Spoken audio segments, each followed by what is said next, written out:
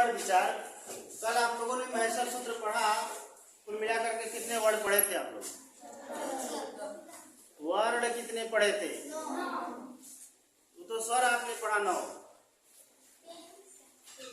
कुल स्वर और व्यंजन ये सब वर्ड हैं, तो स्वरों की संख्या कितने पढ़े? 9। और व्यंजनों की संख्या कितना? 33 और 9 को जोड़ दीजिए, कितना होता है? 33 और 9, तो कुल मिलाकर के वर्णों की संख्या कितना हो गया? ये 42 वर्ण शुद्ध है। 42 वर्ण शुद्ध वर्ण हैं। अब उसके बाद जो वर्ण निकलते हैं किसी के सहयोग से मिलकर के बना होता है, या फिर कोई बड़ा होता है कोई छोटा होता है। इस प्रकार से वर्णों की संख्या ज्यादा भी हो सकती है, लेकिन कहा जाए मूल जो वर्ण है, मूल वर्ण आपका यही 42 है। 9 आपका क्या हो गया? स्वर, और 33 क्या हो गया? व्यंजन। तो 33 9 यही 42 आपका वर्ण है। अब आपके मन में कुछ सवाल ये भी आ रहा होगा कि जैसे मान के चलिए स्वर आपने पढ़ा होगा और आ ना, इसका मतलब ये स्वर है, क्या ये स्वर नहीं है? है, ये भी स्वर है। ई बड़ी, तो ये बड़ी ई भी तो स्वर है, लेकिन ये मूल स्वर नहीं। मूल स्वर क्या है? मूल स्वरों को समझ लीजिए, कौन कौन से मूल स्वर हैं।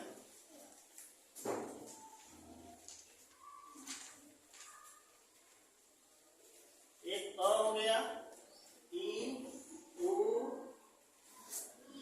री, ली, ये मूल स्वर हुए।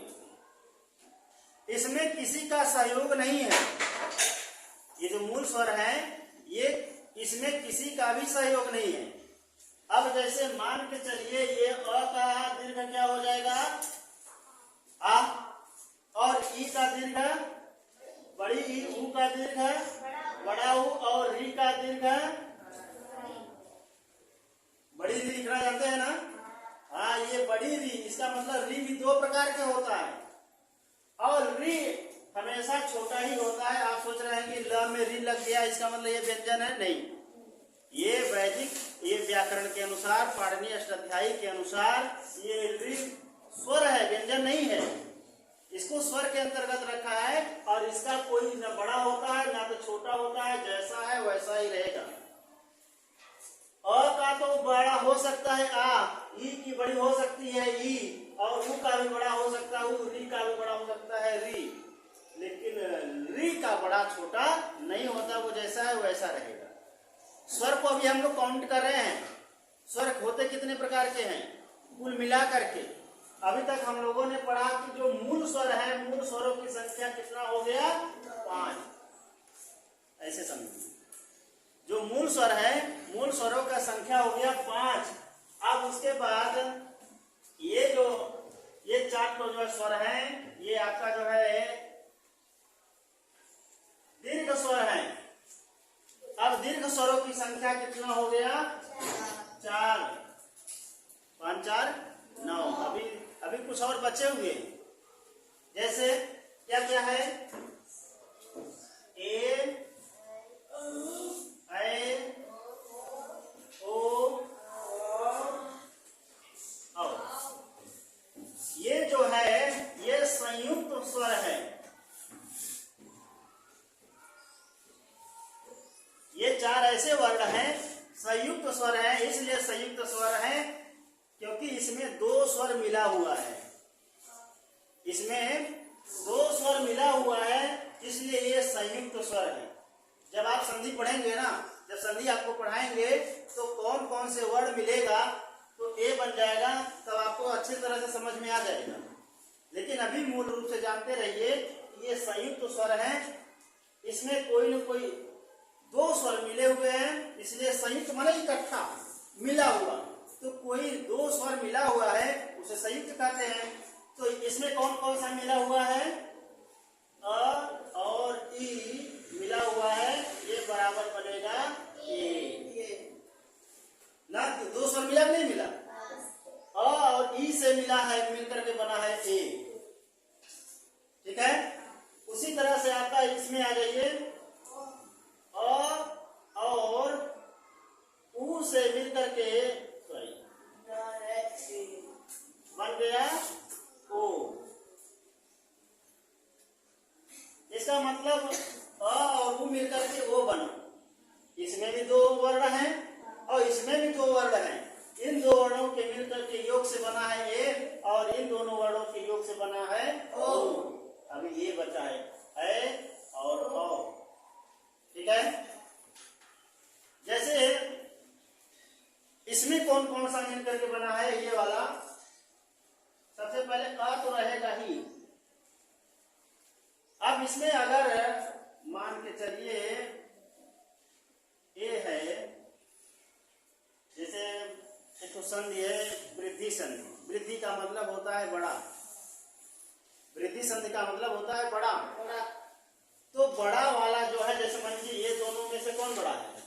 ये है। तो ये बड़ा वाला, और इसमें भी ओ वाले में से ये औ में से कौन बड़ा है? औ। तो ये दोनों जो शब्द रहेंगे, आप जब दीर्घ संधि पढ़ेंगे तो यही दोनों वर्ण का प्रयोग होगा, है और औ। जैसे तो जो उदाहरण देखिए, उदाहरण में क्या देंगे? एक जोड़ एक बराबर एक कई क, ये बनेगा।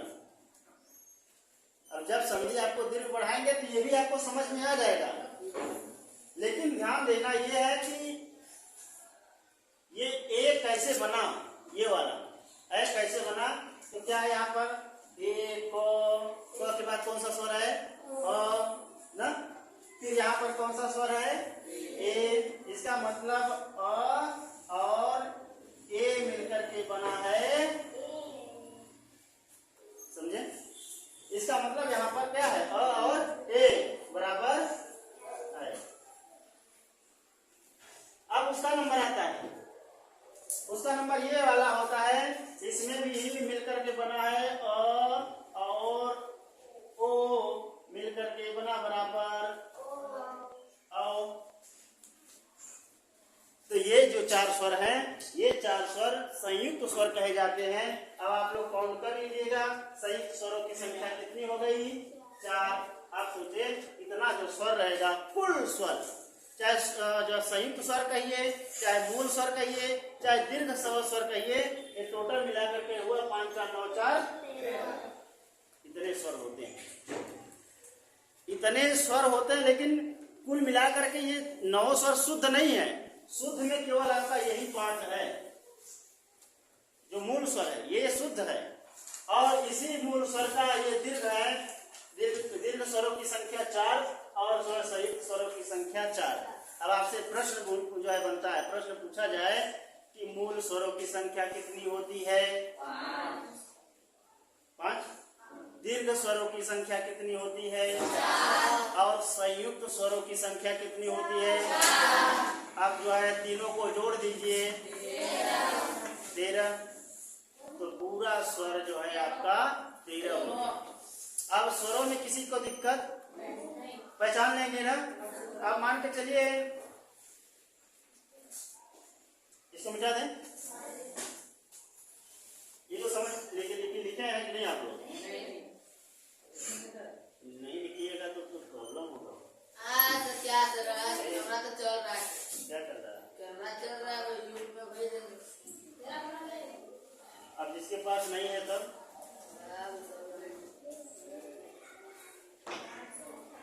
जिसके पास नहीं है उसके पास तो प्रॉब्लम है।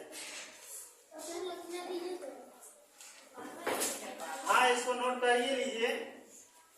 फिलहाल अभी लास्ट में इसको नोट कर लीजिएगा। अभी जो समझ रहे हैं समझ लीजिए, उसके बाद आपको मौका देंगे फिर लिख लीजिएगा। ये जो आपका ए था, ये किसके सहयोग से बना है?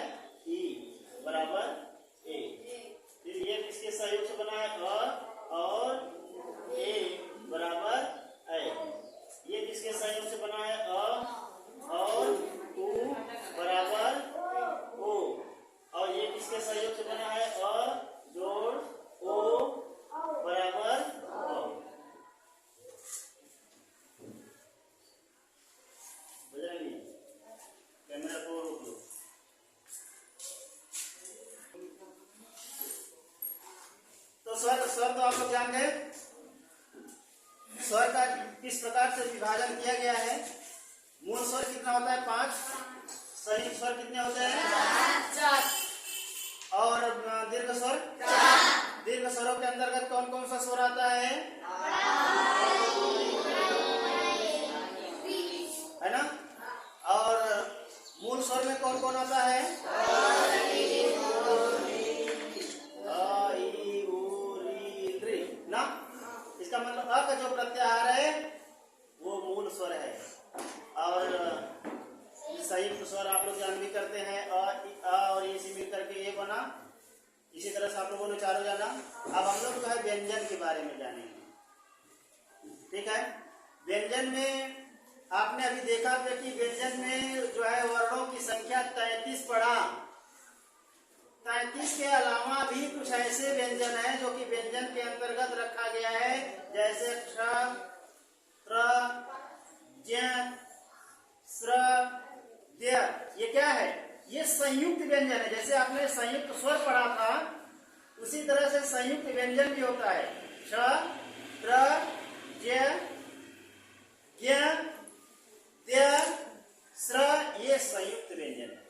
मतलब कई लोगों के सहयोग से बना है इसलिए वो संयुक्त व्यंजन है। लेकिन हम लोग जो शुद्ध स्वर है जो शुद्ध व्यंजन है उसके बारे में अध्ययन करेंगे। जानने से पहले एक चीज आप लोग जो है एक बात देखिए। जैसे मान के लिखा है टू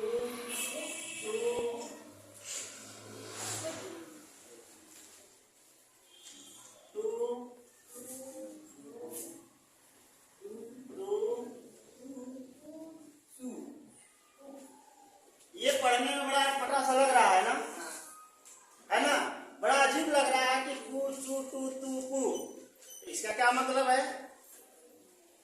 ये पाणिनि जी जैसे आपने प्रत्याहार पढ़ा कि सिर्फ अक कह देने से अ ई उ री री का बोध हो जाता है, ठीक उसी प्रकार से कु चू टू तू कु कह देने से ये 25 प्रकार के व्यंजन का बोध हो जाएगा। अब कु का मतलब क्या होता है, चू का मतलब क्या होता है, टू का मतलब क्या होता है, इसको हम लोग जो है अलग अलग अभी हम लोग जो समझेंगे। जैसे कु का मतलब क्या होता है, कु का तात्पर्य जो है पाणिनि जी ने बताया कि क वर्ग। क वर्ग। अब क वर्ग के अंतर्गत कौन कौन सा वर्ग आते हैं। क वर्ग के अंतर्गत कौन कौन सा वर्ग आते हैं क ख ग घ ङ। ये क वर्ग है। क ख ग घ ये 5 वर्ण किसके अंतर्गत आएंगे कु के अंतर्गत। अगर आपने जो है कु को समझ लिया है तो तू चू टू तू कु को बताने की जरूरत नहीं है। समझ गए ना कि कु का मतलब होता है क वर्ग। अब क वर्ग में कौन कौन सा वर्ण आता है क ख ग घ ङ। अब उसी प्रकार से चू का मतलब क्या होता है च वर्ग। च वर्ग होता है। च वर्ग का मतलब च छ ज झ ञ। उसी तरह से होता है टू। टू का मतलब होता है ट वर्ग। अब ट वर्ग में 5 वर्ण आते हैं। कौन कौन सा। अब उसके बाद आता है तू। तू का मतलब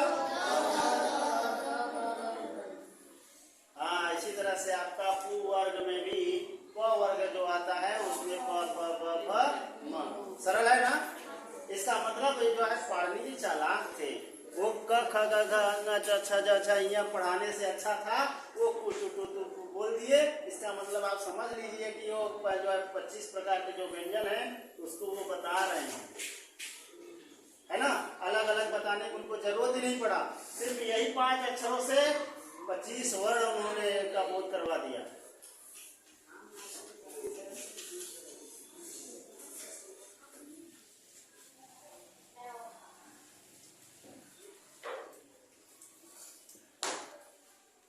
अब जो है उन्हीं 5 वर्गों में से हम लोग जो शुरू में बोलते हैं कि क वर्ग को कहां से बोला जाता है, च वर्ग को कहां से बोला जाता है। च वर्ग मतलब समझे ना च वर्ग मतलब समझे ना, च छ ज झ,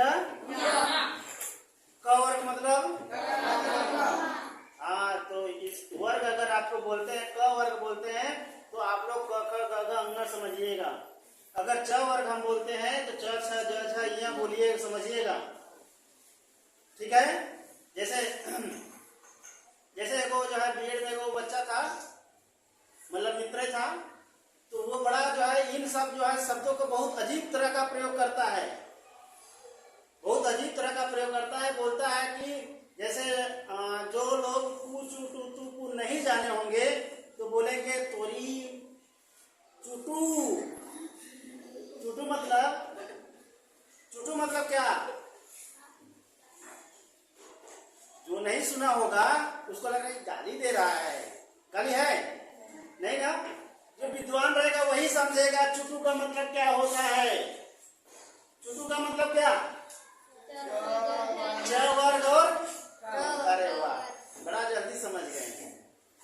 चुटू का मतलब होता है च वर्ग और ट वर्ग। इसका मतलब वो चुटू बोल दिया तो चुटू का मतलब जो है 10 वर्ण का बोध कराया। कितने वर्ण?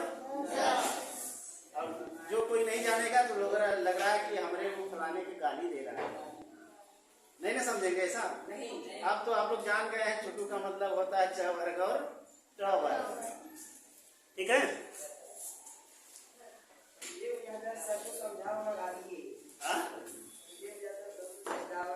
हाँ चलिए अब हम लोग शुरू करते हैं। अब इसको लिखना भी है आपको साथ में जो है, समझ करके पूरा तो नहीं पढ़ाएंगे, थोड़ा थोड़ा जितना आप लोगों को पच सके, जितना दिमाग में बैठ सके उतना पढ़ाएंगे।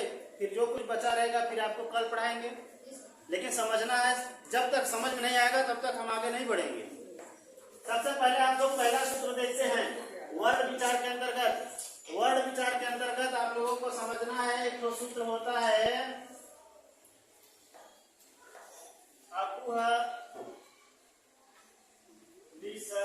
विसर्जनीयानाम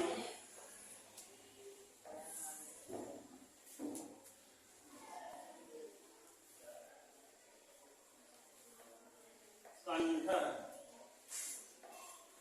है ना।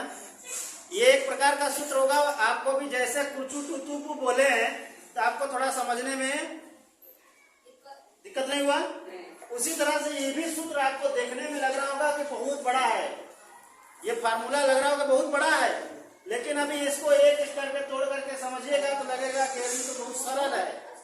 और ये सूत्र आपने पढ़ लिया, बाकी जितना सूत्र आएगा आप आराम से करते जाइएगा, फिर आपको दिक्कत नहीं होगा। हमको बताने की जरूरत नहीं पड़ेगी कि इसका इस सूत्र का तात्पर्य क्या है। देखिए आपके मुंह में, मुंह के अंदर कंठ भी है, तालु भी है, दंत भी है, ओष्ठ भी है और मूर्धा भी है। तो सोचिए हम आपसे प्रश्न पूछें कि कंठ कहाँ से, सॉरी क को कहाँ से बोला जाता है? कंठ से। तो भी तो कंठ से बोला जाना चाहिए था, नहीं ना? नहीं।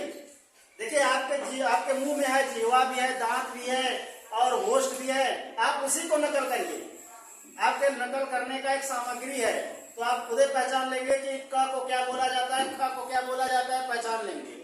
जैसे मान के चले एक हम लोग डायग्राम बनाते हैं, जैसे मुंह का डायग्राम है ना, मुंह का डायग्राम बनाते हैं हम लोग। अब यहाँ से मान के चले एक प्रकार का जो है आपका जीवा यहाँ से उत्पन्न हुआ है, ठीक है। मान लीजिए आगे तक हम लोग पढ़ाते हुए इस तरह से प्रयोग करते हैं। अब आपके मुंह में ही मिलेगा। जैसे मान के चलिए कंठ का स्थान यहाँ है, ठीक है।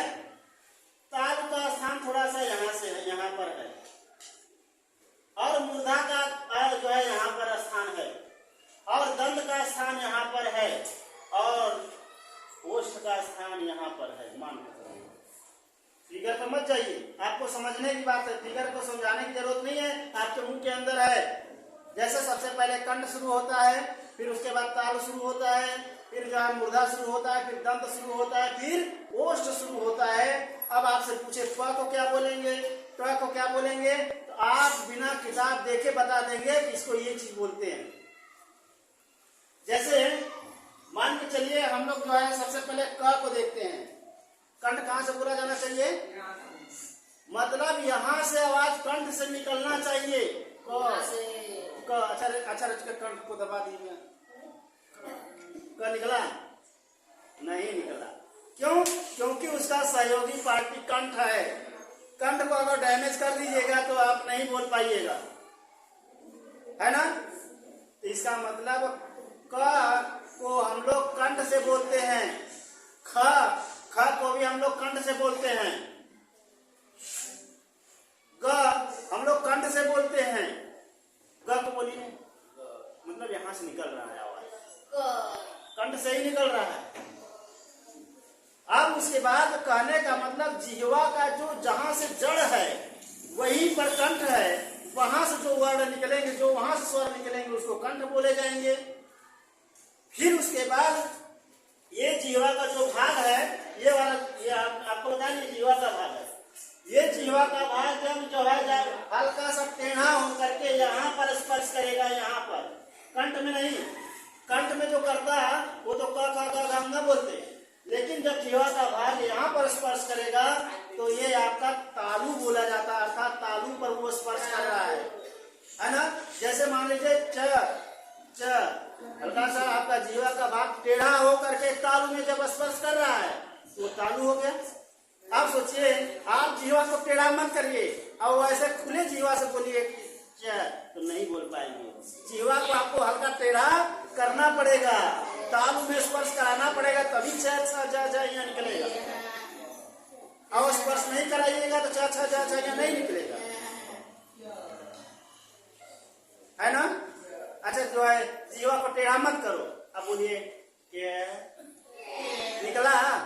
अच्छा, जिह्वा को सीधा रखे, जिह्वा का टेढ़ा करने की जरूरत नहीं पड़ा। च तभी बोला जाएगा जब तक अपनी जिह्वा को ताल में नहीं ठोकेंगे ऊपर में, तब तक जो है छ यहाँ नहीं निकलेगा। तो आपके मुंह में नकल करने की सामग्री है ना? अब अगला आता है मूर्धा। मूर्धा आपके मुंह के ऊपर में देखिए, ऊपर खाबड़ ऐसे ऐसे करके है, चेक करिए, ऐसे ऊपर खाबड़ है कि नहीं है?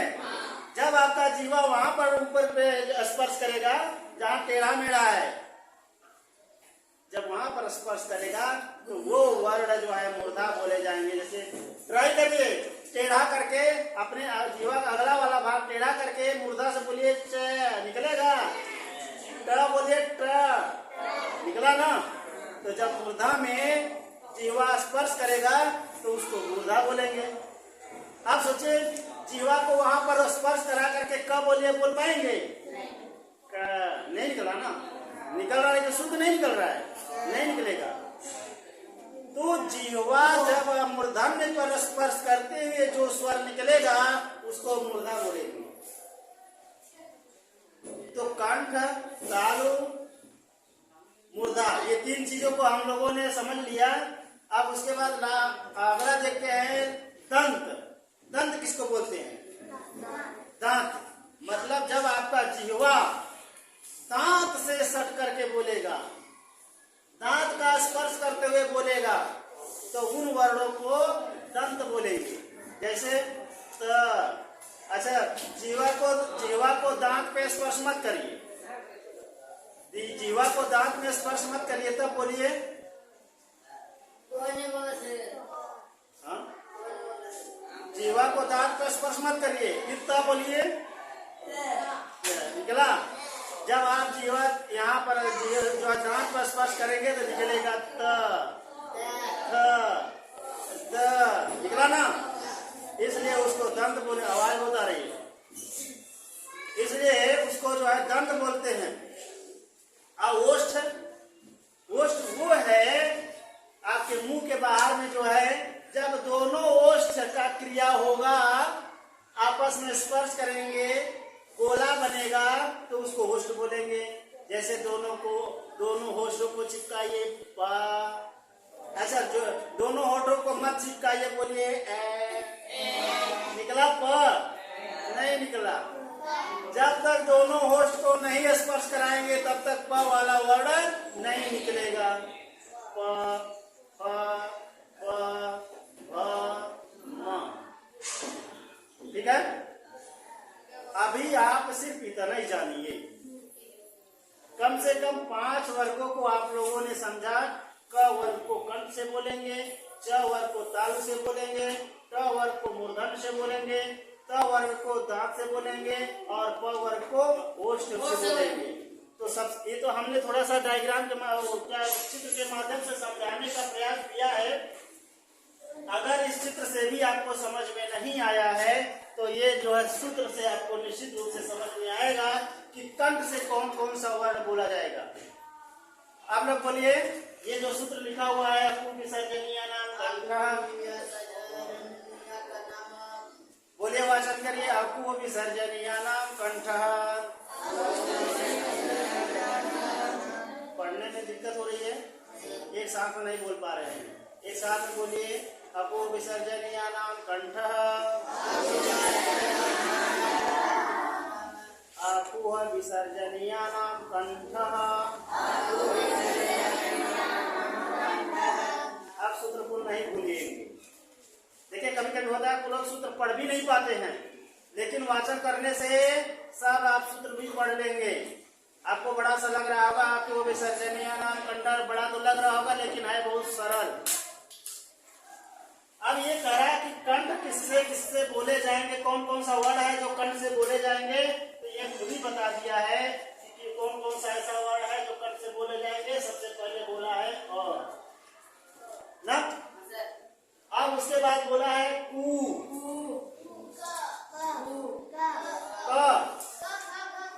तो बोलिए क वर्ग। क बोलेंगे तो केवल क आएगा, कु का इसीलिए हमने पहले ही चर्चा कर लिया है। कु चू टू तू पू का मतलब होता है क वर्ग, च वर्ग, ट वर्ग, इस प्रकार से ना। तो यहाँ कु का मतलब होता है क वर्ग। अब क वर्ग में कौन कौन सा आते हैं? क, ख, ग, ये जो है क वर्ग के अंतर्गत आते हैं, इसका मतलब होता है कु। अब अगला वर्ड क्या आता है? अगला वर्ड होता है ह। इसका मतलब हवा, ये भी कंठ से बोला जाता है। अब अगला कह रहा है विसर्ग। विसर्ग जिसको बोलते हैं, विसर्ग जो ये होता है, इसका मतलब है, और ये षष्ठी का बहुवचन है, अर्थात ये जितने शब्द हैं इन शब्दों का उच्चारण स्थान है कंठ। कहाँ से उच्चारित होता है? कंठ से। कौन कौन सा? और विसर्ग। इसका मतलब कई वर्ड हुआ? 1, 6, 7, 8। 8 हुआ ना? 1, 5 और 1, 6, 7, 8। 8 ऐसे वर्ड होते हैं जो कि कंठ से बोले जाते हैं। नहीं भूलिएगा, नहीं भूलना भी है कि क से लेकर के अंग तक ह, विसर्ग और अ ये कंठ से बोले जाएंगे। अगर आपको यह सूत्र समझ में आ गया है तो फिर आपको अगला वाला सूत्र भी आराम से समझ में आएगा, कोई दिक्कत नहीं होगा। समझ में आया? नहीं समझ में आया अभी? अ का मतलब क्या होता है? अ। कु का मतलब क वर्ग। ह का मतलब और विसर्ग का मतलब विसर्ग। इसका मतलब ये ऐसे 8 वर्ड है जो कि कहाँ से बोले जाते हैं? हो गया? तो हम लोग जो है बस इतना ही अभी तक अध्ययन करेंगे। ज्यादा अध्ययन करेंगे फिर जो है अपच हो जाएगा। अपच हो जाएगा तो जानते ना, गड़बड़ हो जाएगा। ज्यादा खाना खाइएगा तो क्या होगा? इसीलिए अपच मत करिए, जितना पच सके दिमाग में, दिमाग पचा सके बस उतना ही अध्ययन करिए। फिर अगला सूत्र फिर हम लोग जो है इसके बारे में अध्ययन करेंगे। तब तक के लिए नमस्कार।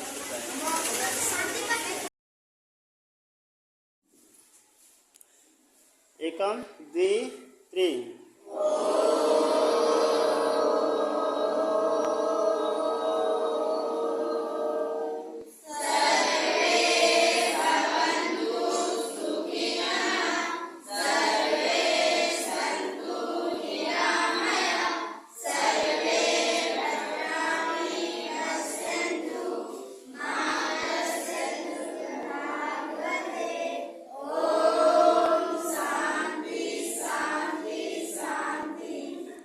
धर्म संस्कृताय